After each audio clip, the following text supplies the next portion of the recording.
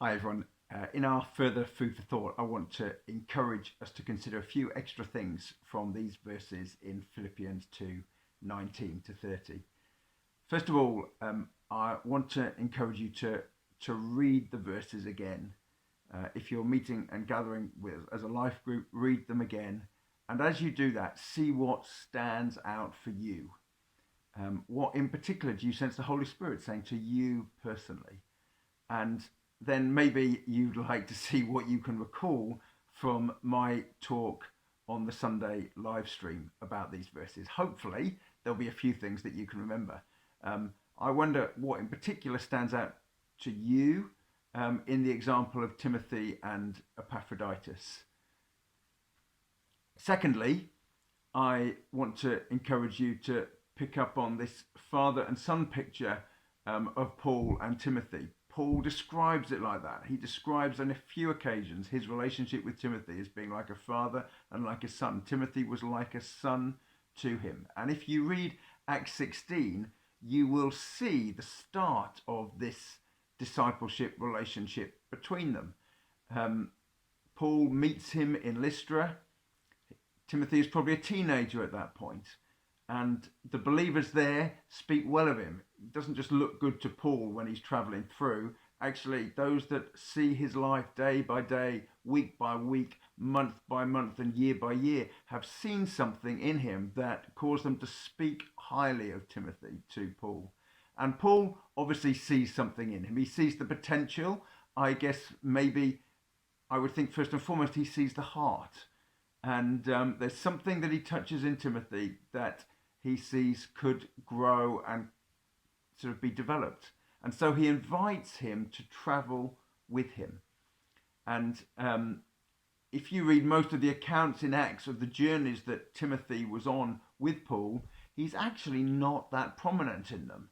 He's occasionally mentioned and often not. Silas is mentioned far more often than Timothy is. But what is going on is Timothy is being an apprentice to Paul, or as Paul describes it in the verses that we read here in Philippians, he's being like a son to him. He's, as it were, watching and learning and being with. It's exactly what Jesus did with his disciples. And in my talk on the live stream, I alluded to what some people call the discipleship square, the four elements of discipleship, and the sort of four sides, that it's a journey and a process. It begins with this whole thing. Jesus invites the disciples to come and be with him, and basically to start with, they're just watching and learning. He's doing the stuff and they're watching, but Jesus never intended it to stay there. He always wanted to take that further. So after a bit, they're not just watching and learning, they are helping. So Jesus is doing, second part of the square, as it were, second side of the square. Jesus does stuff and he gets them to help. And then that quickly moves on from him doing and them helping to them doing and him helping them, until ultimately he's then, of course, ultimately ascends to heaven, and it's in their hands, and he's left to watch, as it were, them get on with the work. That's what Jesus did with his disciples, and of course that's what he encourages us to do. He says, go and make disciples. And I wonder if maybe as a group you can take some time to consider, are there people who have done that with you or are doing that with you at the moment? And or are there people that you're doing it with or have done it with in the past? Because this wasn't just for Jesus and his disciples, it wasn't just for Paul and Timothy. This is something for us all to get hold of and to play a part in and be involved in. So that was the second thing. The third thing is that I want to encourage you to take note of, and we didn't really have time to look at this in my talk on the live stream, but take note of Paul's readiness to share some of his own emotional vulnerability. It's interesting, he particularly mentions this in verse 27 about the sorrow he would feel if something had happened to Epaphroditus, as in he died. Paul was not a robot. He was a person with all the mix of emotions that come with loving and caring for people. we're not meant to harden ourselves with an eternal perspective that means we don't care and don't feel anything if we lose people. Our emotions do need sharing and processing. I have to say, for me personally, I'm still processing and working through the loss of Jim, Martin, and Derek.